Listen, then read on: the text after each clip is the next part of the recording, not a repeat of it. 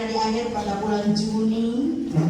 Saya percaya bahwa Tuhan selalu baik dan teramat baik dalam perjalanan kehidupan kita ketika kita masuk tanggal 1 Juni sampai saat ini 31. Selamat datang buat Ibu Tin yang dari Kisah, Ibu Pendeta. Tuhan Yesus memberkati. Dan kita sudah ada pada penghujung daripada bulan Juni. Saya ingin bertanya bagi Bapak Ibu, siapa yang saya mengalami proses hidup? Ada yang saya mengalami proses hidup? Semua mengalami proses hidup. Siapa yang memperoleh kemenangan yang Tuhan berikan? Ada? Oh, haleluya. Berikan tepuk tangan dulu bagi Tuhan. Haleluya. Lebih lagi. Ya, puji Tuhan. Tuhan sangat baik.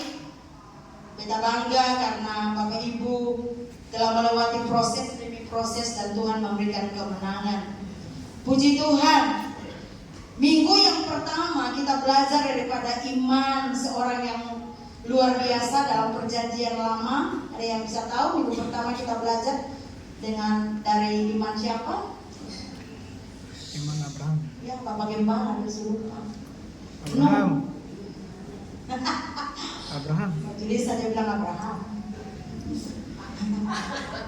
No, yang kedua. Itu betul. Yang kedua Abraham, yang ketiga Yosua. Memang luar biasa ya. Yang keempat kemarin? Kalau lu lupa yang keempat memang itu keterlaluan. Belajar, Timotius belajar dari dan Louis. Ya. Puji Tuhan. Hari ini kita akan sama-sama belajar dari perjanjian baru di dalam Lukas pasal yang ke-18. Lukas 18 ayat yang ke-35 sampai dengan 43. Kita melihat ada seorang yang tidak diperhitungkan tapi mempercayai Tuhan dengan luar biasa. Kalau bisa, sekali lagi masih kuat atau masih pagi, baru 9:30. Kita bangkit berdiri, kita baca bersama-sama. Ayat 35 sampai dengan ayat 43. 1, 3. Ada seorang buta yang duduk di pinggir jalan dan mengemis. Waktu orang itu mendengar orang banyak lewat, dia bertanya, "Apa itu?" Kata orang kepadanya, "Yesus orang Nazaret lewat." Lalu ia berseru, "Yesus anak Daud, kasihanilah aku." Maka mereka yang berjalan di depan menegur dia supaya ia diam. Namun semakin keras ia berseru, "Anak Daud, kasihanilah aku." Lalu Yesus berhenti dan menyuruh membawa orang itu kepadanya. Dan ketika ia Yesus bertanya kepadanya, "Apa yang kau kehendaki supaya aku perbuat bagimu?" Jawab orang itu, "Tuhan, supaya aku dapat melihat." Lalu kata Yesus kepadanya, "Melihatlah engkau, imanmu telah menyelamatkan engkau." Dan seketika itu juga melihatlah ia, lalu mengikuti dia sambil memuliakan Allah. Seluruh rakyat melihat. Dia nyakuin kaki. Puji Allah. Terima kasih, silakan duduk Bapak Ibu. Puji Tuhan. Ketika kita baca kisah ini, kita sudah sama-sama mungkin dari sekolah minggu kita sudah tahu, bahkan mungkin kalau sudah hafal tentang cerita ini. Kita lihat di sini bahwa dalam Lukas tidak menulis nama daripada pengemis ini, tetapi di dalam Markus disebut adalah Bartimeus. Kita sering tahu Lukas mungkin karena dia dokter, dia menjaga kode etik, dia tidak menulis nama, tetapi dalam Markus menulis nama Bartimeus. Dia seorang yang buta dan hidup dari mengemis ya. Saya percaya bahwa firman Tuhan berkata bahwa dia mengemis di tepi jalan, pasti pakaiannya pasti compang-camping. Tetapi ketika ia mendengar suara ribut atau ramai, ia bertanya, "Apa itu?" Lalu orang menjawab, "Yesus orang Nazaret sedang lewat." Dari kisah ini ada beberapa hal yang kita ayat 36 sampai dengan ayat yang ke-38. Yang pertama, meskipun dia buta, tetapi dia masih mendengar. Ayat ini berkata, waktu orang itu mendengar orang banyak lewat, ia bertanya, apa itu? Kata orang kepadanya, Yesus orang Nazaret lewat. Lalu ia berseru, Yesus anak Daud, kasihanilah aku. Bartimeus mendengarkan sesuatu, kemudian ia tahu bahwa yang lewat adalah Yesus orang Nazaret. Orang yang bisa mendengar bisa saja tidak buta secara jasmani. Ya. Tetapi orang yang mendengar kadangkala tidak bisa melihat sesuatu. Artinya gini, katong bisa mendengar, kadang-kadang katong sing buta seperti Bartimeus ini.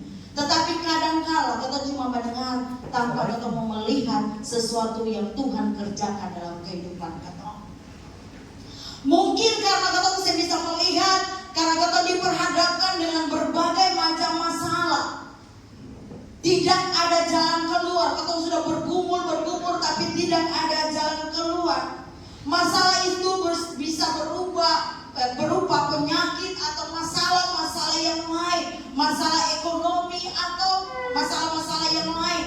Namun saya ingin katakan bahwa pagi hari ini jangan sampai kita sudah buta, kita sudah tidak bisa mendengar lagi.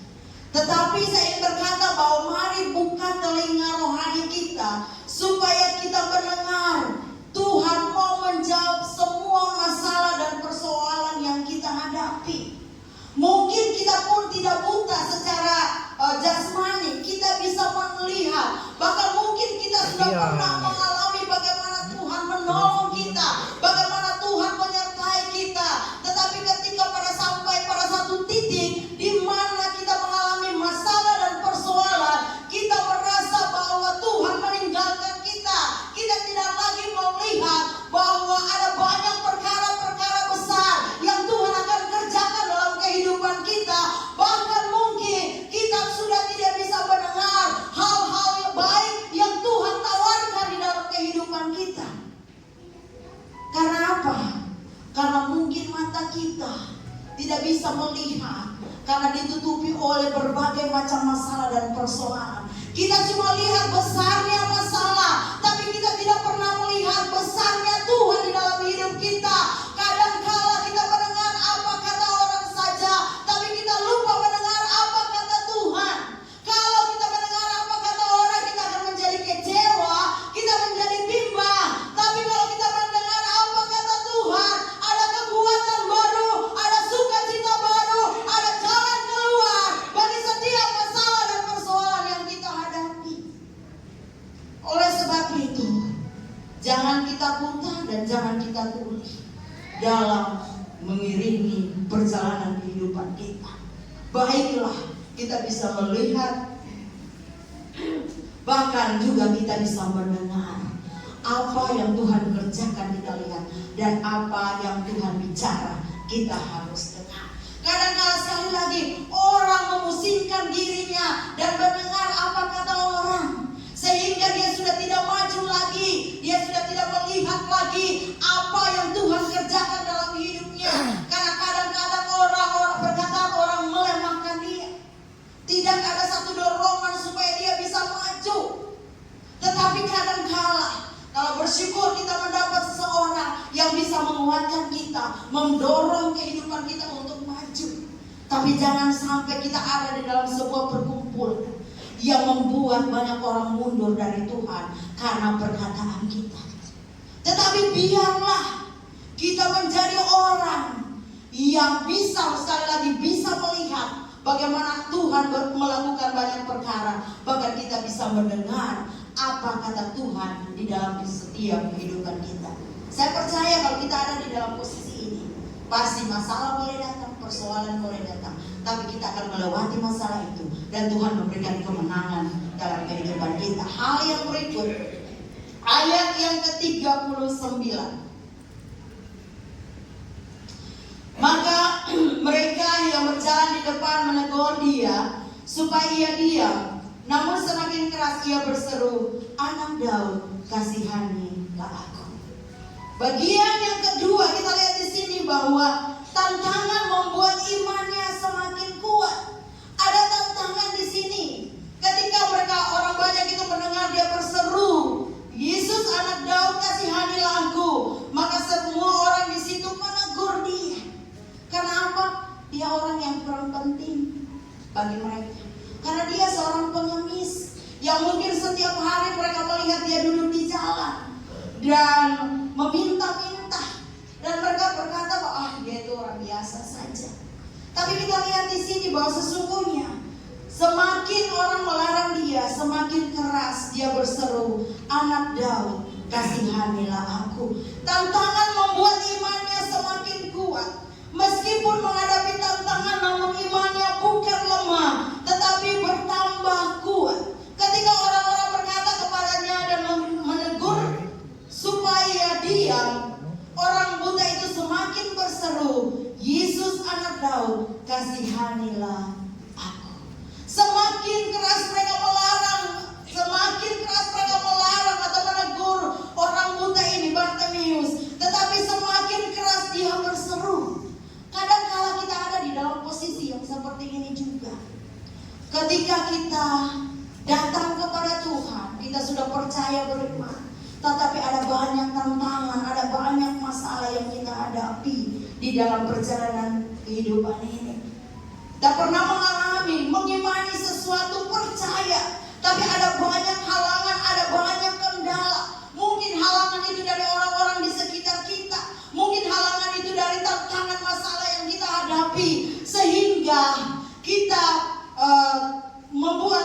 sehingga hal itu membuat iman kita lemah. Kita tidak melihat bahwa sesungguhnya Tuhan mampu memberikan kita iman yang kuat untuk tetap percaya, tantangan boleh datang, masalah boleh datang, tetapi mari semakin keras kita berseru kepada Tuhan, Tuhan tetap mendengar kehidupan kita.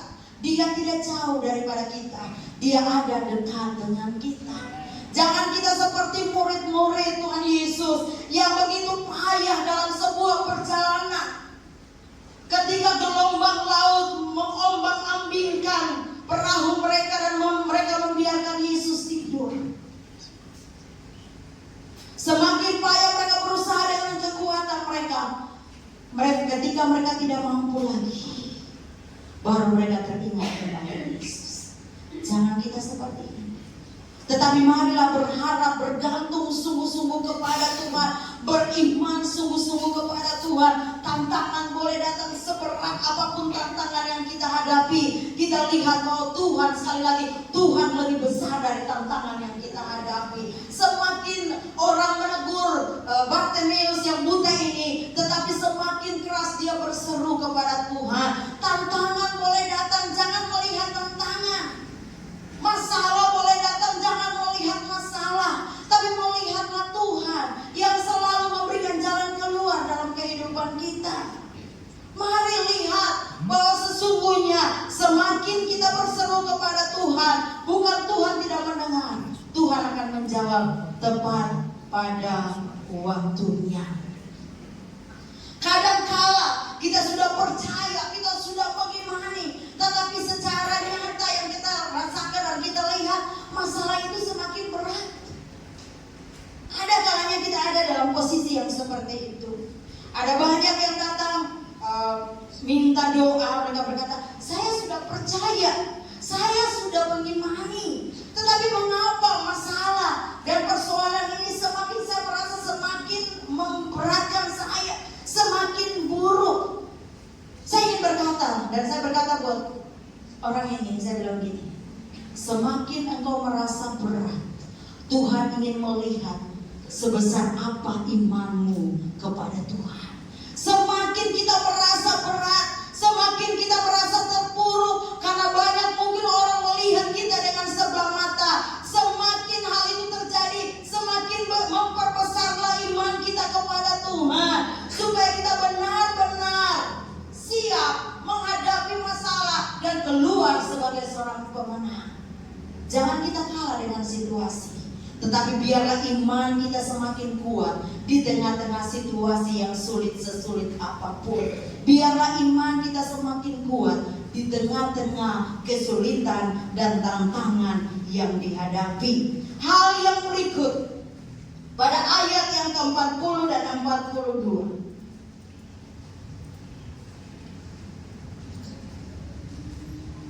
Lalu Yesus berhenti dan menyuruh membawa orang itu kepadanya. Dan ketika ia telah berada di dekatnya, Yesus bertanya kepadanya, "Apa yang kau kehendaki supaya aku berbuat bagimu?" Jawab orang itu, "Tuhan, supaya aku dapat melihat." 42. Lalu kata Yesus kepadanya, "Melihatlah engkau, imanmu telah menyelamatkan engkau." Yang ketiga ada pada ayat yang ke-40, kalimat yang pertama, lalu Yesus berhenti. Berhenti artinya Yesus punya waktu bagi kita. Yesus mau mendengarkan segala keluhan kita. Ayat ini berkata, lalu Yesus berhenti. Artinya bahwa ketika dalam sebuah perjalanan, kalau kita baca itu, ketika orang buta ini berteriak, dan Yesus berhenti. Artinya Yesus mendengarkan teriakan daripada orang buta ini. Sekali lagi kita mau bilang begini, bahwa berhenti artinya Yesus punya waktu bagi kita. Tapi apakah kita punya waktu bagi Tuhan atau tidak? Yesus punya waktu bagi kita ketika kita mengalami berbagai macam keluhan, berbagai macam tantangan. Sebenarnya Yesus punya waktu bagi kita. Tapi kadang-kala kita, yang tadi kita bilang, kita hanya melihat tantangan, tapi kita tidak pernah melihat bahwa Yesus sementara berhenti dan menunggu kita. Mungkin Dia ada di depan kita, tapi kita tidak bisa melihat Dia. Memang secara jasmani kita tidak bisa melihat Dia, tapi kita bisa merasakan Dia ada dalam kehidupan kita. Kita lihat Yesus berhenti. Yesus punya waktu dengan kita. Yesus mau mendengarkan keluhan kita. Kalau Dia tidak dengar, maka tidak ada jawaban dari setiap pergumulan kita. Kalau Yesus tidak berhenti dan mendengar semua keluhan kita, kita tidak akan memperoleh jawaban doa daripada Tuhan. Ketika berhenti, Yesus berkata kepada orang-orang yang melarang itu, "Bawa dia ke sini." Kemudian datanglah Bartimeus, dia dituntun mendatangi Yesus. Lalu Yesus bertanya, Yesus bertanya kepada dia, apa yang ia kehendaki supaya Yesus berbuat bagi Bartimeus atau orang buta ini. Apakah Yesus tidak tahu bahwa Bartimeus ini buta? Sebenarnya Yesus tahu dia buta, apa yang dia perlukan. Tetapi mengapa? Ada pertanyaan di ayat 41 ini. Apa yang kau kehendaki supaya aku berbuat bagimu? Artinya bahwa Yesus sedang menawarkan pertolongan yang bisa Yesus lakukan. Kadang-kala dalam kehidupan kita Yesus menawarkan pertolongan kepada kita. Karena Yesus tahu kita sudah tidak mampu. Tapi kadang-kala kita merasa kita kuat. Kita merasa bahwa kita masih mampu, mungkin karena kita masih muda, mungkin kita masih kuat, dan kita merasa bahwa kita masih mampu menghadapi tantangan dan persoalan ini. Dan Yesus berdiri dan menawarkan pertolongan supaya Yesus bisa memberikan jalan keluar. Dan setiap orang yang membuka hatinya, mendengarkan apa yang Yesus tawarkan, dia akan memperoleh jawaban daripada Tuhan. Tapi orang yang masih mengandalkan kekuatannya sendiri, jangan mengharapkan dia akan melihat mujizat terjadi dalam kehidupannya. Itu tidak mungkin. Karena apa? Yesus membiarkan punya hak bebas. Kita semua punya hak bebas. Kita mau mendengarkan Tuhan, ataukah kita masih mengandalkan kekuatan kita sendiri? Yesus bisa menolong segala permasalahan yang kita hadapi. Yesus bukan saja mampu, tapi Dia Roh Kudus. Ketika saya bangun, yang biasa nonton bola, saya juga penggemar bola. Dan saya sementara nonton babak pertama itu jam 4. Tiba-tiba ada suara dalam hati saya, "Hei, kau tidak bangun berdoa, mempersiapkan pelayananmu?" Terima kasih masih ada Roh Kudus. Dan saya bangun, saya berdoa. Setelah itu biasanya saya baca-baca di kamar, tapi hari itu saya tinggalkan kamar dengan televisinya, saya di kantor. Saya mulai merenungkan firman Tuhan. Saya mau belajar lagi, putar lagu-lagu lagi. Saya tidak mau terintimidasi dengan hal-hal yang seperti itu. Jadi mari kita lihat di sini bahwa Tuhan mau kita membangun hubungan dengan Tuhan lebih lagi. Bukan sekedar kita minta Tuhan menjawab doa kita, tapi Tuhan mau kita membangun hubungan dengan Tuhan. Dia siap mendengarkan semua keluhan kita. Dia siap ada bersama-sama dengan kita. Tapi apakah kita siap mencurahkan isi hati kita kepada Tuhan atau tidak? Mungkin kepada orang terdekat kita tidak bisa mencurahkan isi hati kita. Tetapi saya percaya bagi Tuhan siap mendengarkan keluhan-keluhan kita. Ketika kita tidak mampu lagi, ketika tantangan semakin berat, mari lihat Tuhan sementara berhenti menunggu kita. Bagaimana reaksi kita, bagaimana respon kita kepada Tuhan. Mari belajar untuk mengandalkan Tuhan, belajar untuk menaruh pengharapan kepada Tuhan, belajar untuk berbicara dengan Tuhan. Mungkin kalau saya berbicara dengan Tuhan tidak sama saya berbicara dengan Bapak Gembala, bisa Bapak Gembala jawab saya. Tapi Tuhan bukan saja Dia mendengar, tapi Dia akan menjawab tepat pada waktunya. Karena waktu kita bukan waktu Tuhan. Dia tahu sebesar apa kekuatan yang ada pada kita. Dia tahu kemampuan kita untuk bertahan. Di saat kita sudah tidak mampu, di situ kita akan melihat Allah atau Tuhan melakukan perkara-perkara besar dalam setiap kehidupan kita. Dia, Yesus tahu kebutuhan kita, tetapi Dia mau kita berdoa sebagai bukti kalau kita bukan saja berharap, tetapi memiliki iman percaya kepada Dia. Yesus tahu kebutuhan kita, tetapi Dia ingin supaya kita memiliki iman percaya yang sungguh-sungguh kepada Dia. Firman Tuhan berkata tadi bahwa imanmu telah menyelamatkan engkau. Orang buta ini bukan saja sembuh, tetapi dia memperoleh sebuah keselamatan daripada Tuhan. Oleh sebab itu dalam perjalanan kehidupan kita, mari kita melihat bahwa sesungguhnya Tuhan menginginkan kita memiliki iman percaya yang sungguh-sungguh kepada Dia. Supaya kita bisa melihat sekali lagi perkara-perkara besar yang Tuhan akan lakukan dalam kehidupan kita. Bartimeus melihat, dia mendapatkan apa yang dia rindukan selama ini. Meskipun selama ini dia dikucilkan, dilarang untuk datang kepada Yesus, tetapi karena dia tahu firman Tuhan bahwa Yesus anak Daud sanggup menyelamatkan, bahkan menyembuhkan. Dan imannya, percaya sungguh-sungguh. Sekali lagi, walaupun dia dikucilkan dan banyak orang melarang dia untuk datang kepada Tuhan, tetapi iman percayanya kepada Tuhan bahwa sesungguhnya ketika dia bertemu dengan Yesus, maka dia bisa melihat. Akhirnya orang-orang yang melihat hal itu, kata Alkitab, mereka memuji Allah. Dan Bartimeus mengikuti dan memuliakan Allah. Lihat bahwa ketika mujizat itu terjadi hanya karena iman dari seorang pengemis yang tidak diperhitungkan oleh orang-orang, tetapi iman percayanya kepada Tuhan begitu luar biasa.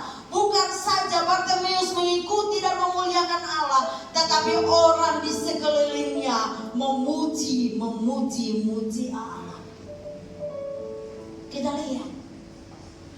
Kita lihat ini hal yang luar biasa. Saya ingin berkata, marilah kita beriman. iman yang aktif kepada Tuhan.